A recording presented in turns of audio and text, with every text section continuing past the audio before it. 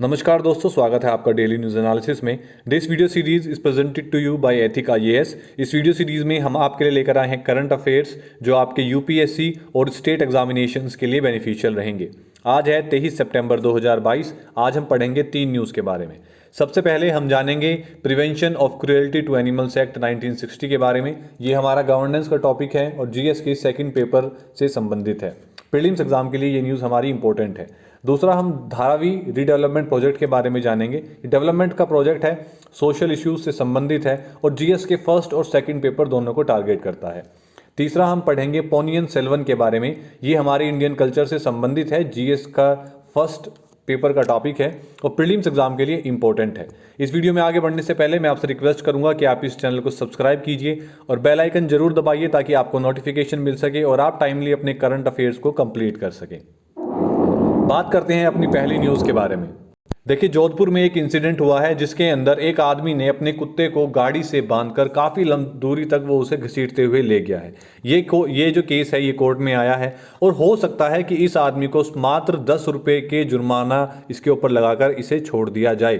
तो इसके ऊपर एक आर्टिकल छपा है अभी इंडियन एक्सप्रेस में, जो कहता है कि जो लॉ है अगेंस्ट एनिमल क्रुएल्टी वो रिडिकुलस है। उसके अंदर जो फाइन दिए गए हैं, ऑफेंडर्स को जो पे करना पड़ता है, वो इतने कम है कि वो फाइन लगते ही नहीं है। अब देखिए ऐसा क्यों है, क्योंकि ये जो एक्ट है ये रिवाइज नहीं किया गया है पिछले 60 सालों में, इसलिए इसके अंदर जो पनिशमेंट्स हैं वो इतनी कम है और हो सकता है कि ये आदमी मात्र 10 रुपये के फाइन में ही छूट जाए।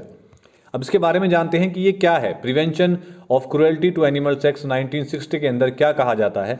देखिए, ये एक्ट डिफाइन करता है क्रुएल्टी जो एनिमल्स पर की जाती है उसके बारे में, कि अगर आप ओवरबर्डन कर रहे हैं या ओवरवर्क कर रहे हैं, मतलब कि अगर आप किसी भी जानवर से ज़्यादा काम करवा रहे हैं, उसकी क्षमता के अनुसार बर्डन उस पर काफ़ी ज़्यादा डाल रहे हैं और आप ना ही जानवर को पानी दे रहे हैं, खाना भी नहीं दे रहे हैं और शेल्टर भी प्रोवाइड नहीं करवा रहे हैं, जैसे कि अगर बहुत ज़्यादा गर्मी है और धूप में ही आपके जानवर हैं, तो ये भी एनिमल क्रुएल्टी के अंदर आता है। इसी के साथ साथ जानवरों को परेशान करना या उन्हें मारना, ये भी एनिमल क्रुएल्टी का ही एक हिस्सा है।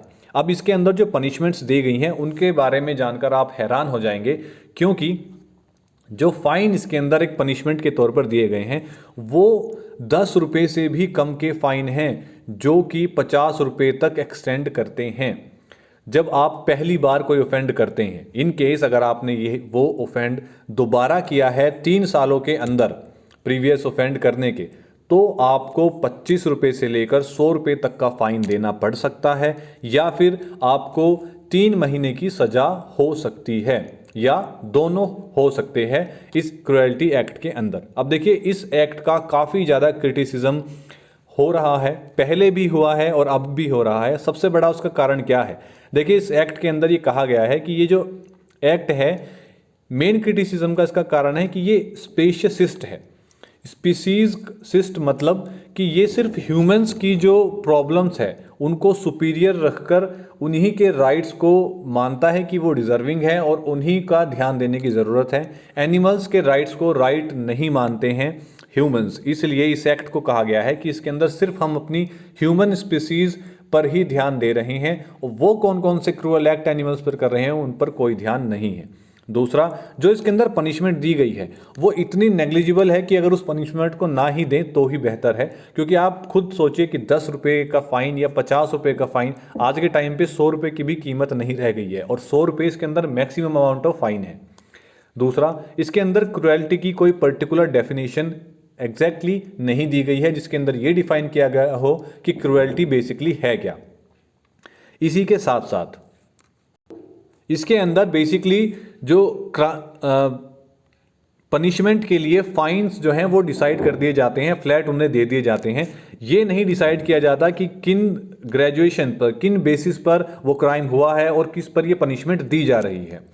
अब देखिए, इसके बारे में कहा गया कि इसके अंदर अमेंडमेंट्स लेकर आइए, तो उसके लिए 2014 में सुप्रीम कोर्ट में केस चल रहा था animal welfare board of India और ए नगराजा एंड अदर्स के बीच, जिसके अंदर सुप्रीम कोर्ट ने कहा कि वो पार्लियामेंट से एक्सपेक्ट करते हैं कि वो एक प्रॉपर अमेंडमेंट के साथ एक पीसीए एक्ट लेकर आए जिसके अंदर इफेक्टिव डिटरेंट्स हों। इफेक्टिव डिटरेंट्स का मतलब है कुछ ऐसे चीज़ें जो डिस्करेज करें ऐसे क्रुएल्टीज़ को, और इसके अंदर जो वॉयलेशन हो रहा है सेक्शन 11 का, उसके साथ साथ उसमें एडिक्वेट पेनल्टीज ऐड हों और पनिशमेंट्स के बारे में बताया जाए और इम्पोज की जाएं पनिशमेंट्स, ताकि लोग ऐसे क्रूएल एक्ट करने से बचें और थोड़ा डरें। अब अप्रैल 2021 में सेंटर ने प्रपोज किए चेंजेस, जिसके अंदर उन्होंने पेनल्टी को बढ़ाकर 75,000 रुपये कर दिया। और वो 75,000 रुपये डिपेंड करती थी एनिमल्स पर, कि अगर एक एनिमल है या 3 एनिमल हैं, तो ये डिपेंड करती थी जितने ज़्यादा एनिमल होंगे उतनी ज़्यादा जो पेनल्टी है वो बढ़ती चली जाएगी। अब ये कौन डिसाइड करेगा कि एनिमल्स कितने ज़्यादा हैं कितने कम हैं? तो ये जूरिसडिक्शनल उन्होंने वेटरनेरियन को दी। वेटरनेरियन जो जानवरों के से संबंधित डॉक्टर्स हैं या उनसे संबंधित लोग हैं। अब देखिए, इसमें यह भी कहा गया कि इसके अंदर 3 साल की सज़ा भी हो सकती है या फिर दोनों, फाइन भी भरना पड़ सकता है और सज़ा भी हो सकती है। लेकिन ये लॉ अभी तक भी अमेंडमेंट के लिए फ्लोर पर है, ये अमेंडेड नहीं हुआ है, ये लॉ नहीं बना है अभी, ये एक्ट ही है। अब इसका अंदर भी जो प्रोविजंस दिए गए हैं, कुछ एक्सपर्ट्स ने उनका भी क्रिटिसिज्म किया है। सबसे पहले उन्होंने कहा है कि देखिए, सिंपली किसी चीज़ की पनिशमेंट को बढ़ा देना सॉल्यूशन नहीं है, ठीक है। अगर आप एनिमल्स के खिलाफ क्रूएल्टी को रोकना चाहते हैं तो आपको कुछ चीज़ें सिंपली पॉइंट करनी होंगी। अब इस पर्टिकुलर एक्ट से जो मार्जिनलाइज्ड कम्युनिटीज़ हैं, जैसे मदारीज आपने अपने आसपास देखे होंगे, जो नॉर्मली बंदरों के साथ खेल करते हैं, जिनकी रोजी रोटी इस पर ही चलती है, वो अपने जानवरों का उत्पीड़न नहीं करते, वो बेसिकली उनका ध्यान रखते हैं क्योंकि उनकी रोजी रोटी उसी से चलती है। और जो सपेरे हैं, जो स्नेक चार्मर्स हैं, स्नेक्स को लेकर आते हैं, लोगों को खेल दिखाते हैं, उन्हें उससे थोड़ी कमाई होती है जिनसे उनका घर चलता है। अगर ये जो एक्ट्स इसके अंदर प्रोविजंस बनाए गए हैं, उसमें कहा गया है, एक्सपर्ट्स का कहना है कि ये एक्ट, ये जो प्रोविजंस है, ये डायरेक्टली इन लोगों को इफेक्ट करेंगे और इनका जो काम करने का तरीका है, उनकी लाइफ को बहुत ज़्यादा डिसरप्ट करेंगे। अब कुछ लोगों का इसके अंदर आर्ग्यू है कि जो क्रुएल्टी है उसकी पर्टिकुलर कोई भी एक डेफिनेशन जो दी गई है, उससे फार्मर्स को काफ़ी ज़्यादा नुकसान हो सकता है। इसके अंदर कहा है कि अगर फार्मर्स अपने फील्ड के चारों तरफ इलेक्ट्रिक फेंसेस लगाते हैं और उससे अगर किसी जानवर को नुकसान पहुंचता है तो उसका खामियाजा फार्मर ही भरेगा। तो ये एक बहुत इनकम्प्लीट अप्रोच है।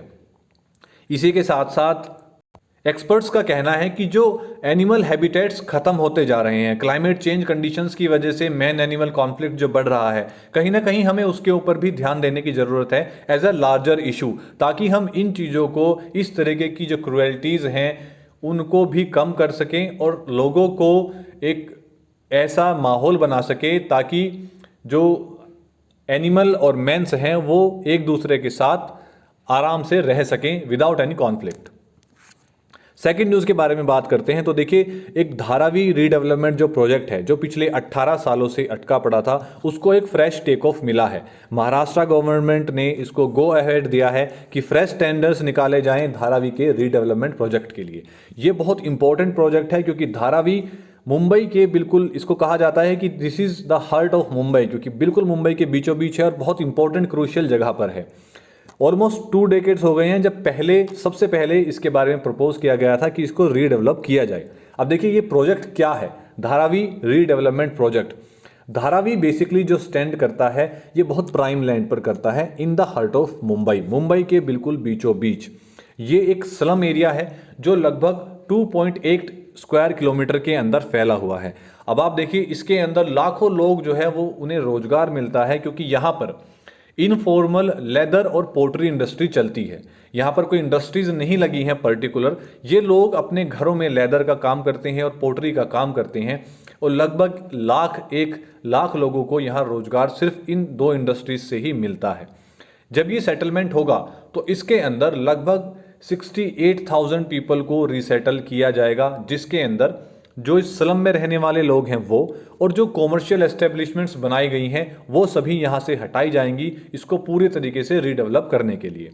अब स्टेट गवर्नमेंट का कहना है कि वो 300 स्क्वायर फीट का एक घर प्रोवाइड करवाएगी उन रेसिडेंट्स को जिनके पास प्रूफ होगा कि उनका स्लम का कोई स्ट्रक्चर या उनका घर इस स्लम के अंदर था 1 जनवरी 2000 से पहले।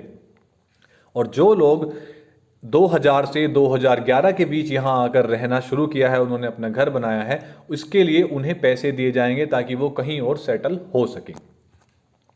अब देखिए, सबसे पहले मैं आपको इस धारावी प्रोजेक्ट के बारे में ये बता दूं, ये इसलिए भी इंपॉर्टेंट है क्योंकि कई बार पहले इस तरीके की जो प्रोजेक्ट हैं, ये प्रोजेक्ट लगभग 2 डेकेड पहले, 20 साल पहले शुरू किया गया था, अब तक ये नहीं बनाया गया। इतने बड़े मास रीसेटलमेंट, किसको एक जगह से उठाकर दूसरी जगह लेकर जाना, फिर यहाँ पर एक रीडेवलपमेंट प्रोजेक्ट चलाना, ये अपने आप में एक बहुत बड़ा प्रोजेक्ट है जो महाराष्ट्र गवर्नमेंट ने अभी पिकअप किया है। तीसरी न्यूज़ के बारे में हम बात करते हैं। इंडियन एक्सप्रेस के अंदर एक आर्टिकल छपा है जिसमें कहा गया है कि जो तमिल नॉवल है पोनियिन सेल्वन, इसके ऊपर मूवी बनाने जा रहे हैं मणि रत्नम जी। मणि रत्नम के बारे में आप जानते होंगे, जो एक फेमस इंडियन फिल्म डायरेक्टर हैं, स्क्रीन राइटर हैं और प्रोड्यूसर भी हैं। इनकी कुछ फेमस फिल्मों के बारे में अगर हम बात करें तो एक टेररिज्म ट्रायलॉजी इनकी आई थी जिससे सबसे ज़्यादा फेमस हुए थे, जिसके अंदर थी रोजा, बॉम्बे और दिल से।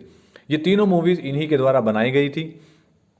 देखिए, ये जो पॉपुलैरिटी इसने गेन की है उसका सबसे बड़ा कारण अभी यही है क्योंकि इसको बिग स्क्रीन पर लेकर आने वाले हैं मणि रत्नम जी। तो ये हमारे लिए इंपॉर्टेंट हो जाता है कि ये बेसिकली है क्या।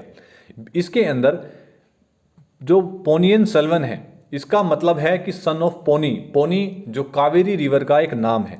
पोनियन सेल्वन एक नोवेल है जो लिखा गया है एक ऑथर के द्वारा जो फ्रीडम फाइटर भी रहे हैं, जिनका नाम है काल्की कृष्णमूर्ति।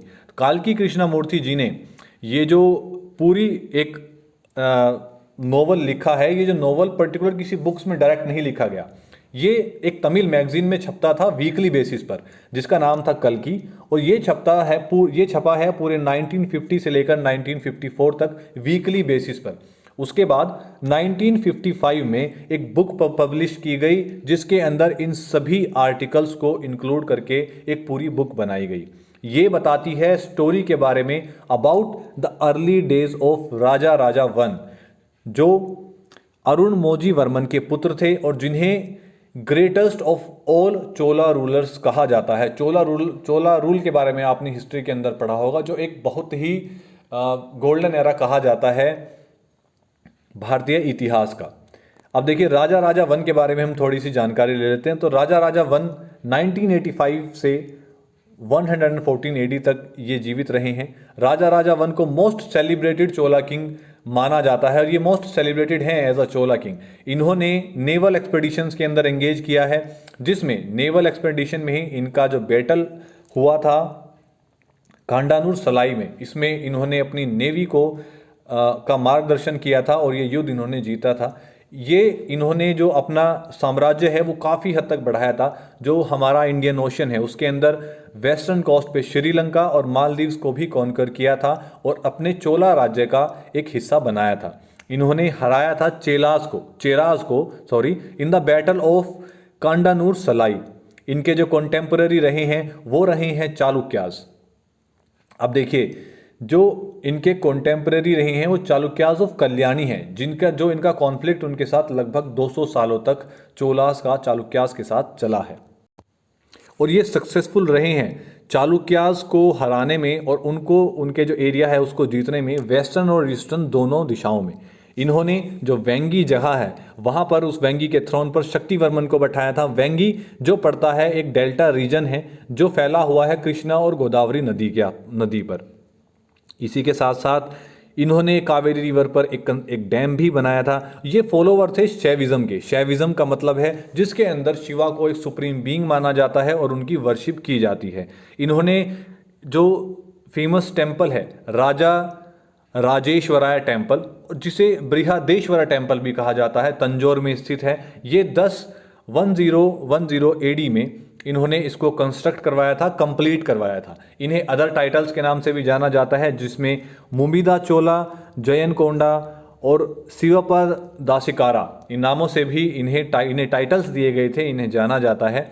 इन्होंने अपना थ्रोन जो है वो छोड़ दिया था अपने बेटे राजेंद्र चोला वन के लिए। तो ये एक गोल्डन एरा रहा था भारतीय इतिहास के अंदर। इसके बारे में आपको जानना काफ़ी ज़रूरी है क्योंकि देखिए, जैसे ही ये मूवी चर्चा में आती है ये सारी इन्फॉर्मेशन आपके लिए आपके प्री एग्ज़ाम के लिए इम्पोर्टेंट हो जाती हैं।